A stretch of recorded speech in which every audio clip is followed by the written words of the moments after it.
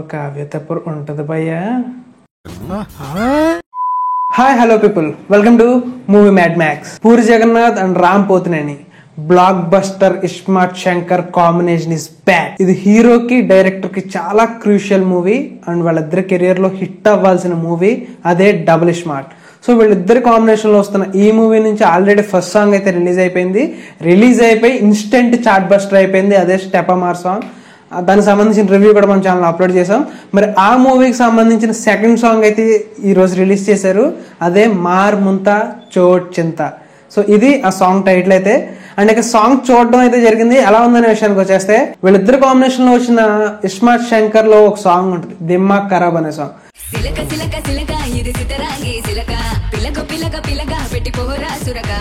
అది ఏ రేంజ్ లో హిట్ అయిందంటే, దాంట్లో మన రామ్ గారి ఎనర్జీ అండ్ ఇద్దరు హీరోయిన్స్ డాన్స్ బీట్ సాంగ్ అసలు నెక్స్ట్ లెవెల్ రీచ్ అయింది.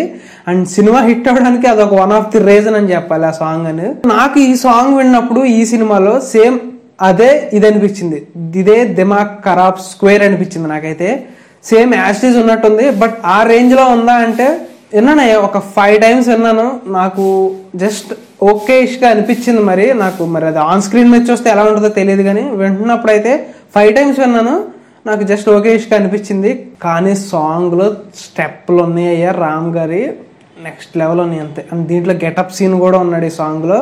ఇక కావ్య తప్పని ఈ సాంగ్లో చూస్తే ఉంటుంది నెక్స్ట్ లెవెల్ అంతే. ఇక థియేటర్లో చొక్కాలు చింపుకుంటారు నాకు తెలిసేది ఖచ్చితంగా. ఇస్మార్ట్ శంకర్ బ్లాక్ బస్టర్ అవడానికి one of the main reason, back bone అని చెప్పాలంటే మణి శర్మ అనే చెప్పాలి. మొత్తం ఒక ఆల్బమ్ మొత్తం చార్ట్ బస్టర్, సాంగ్స్ అన్ని బ్లాక్ బస్టర్ అయితే చాలు మూవీ హాఫ్ హిట్టే అన్నట్టు ఆ రేంజ్ లో చేయించారు మన మణి శర్మ గారి మ్యూజిక్ ని. నెక్స్ట్ లెవెల్లో ఉంది. మరి దీనికి కూడా అదే అడ్వాంటేజ్ గా రాబోతుందేమో మేబీ. ఆల్రెడీ ఒక రిలీజ్ అయిన సాంగ్ అయితే నెక్స్ట్ లెవెల్ రీచ్ ఉంది. మరి ఈ సాంగ్ ఎలా ఉందంటే కనుక చెప్పాను కదా, జస్ట్ ఓకే ఇష్ అనిపించింది. బట్ ఆన్ స్క్రీన్ మీద డిఫరెంట్ గా ఉండొచ్చాము. మరి లిరికల్ గా కంపోజ్ చేసి రిలీజ్ చేశారు సాంగ్ అయితే. అండ్ ఈ సాంగ్ లో సింగర్ వచ్చేసి రాహుల్ సిప్లిగంజ్, తెలిసిన సింగరే. అండ్ ఇక లిరిక్స్ వచ్చేసి జస్ట్ యావరేజ్ గా ఉన్నాయి, అంత ఇంపాక్ట్ఫుల్ గా ఏమీ లేవనిపించింది నాకు చూస్తున్నాను సేపు. లిరిక్స్ అనేది ఏదో కామన్ గా రాసినట్టు ఆర్డ్ గా ఏదో వెళ్ళిపోయింది ఓకేగా. అండ్ వాయిస్ అయితే బాగుంది రాహుల్ సిప్లిగంజ్, మంచి ఎనర్జీ ఉంది సాంగ్ లో.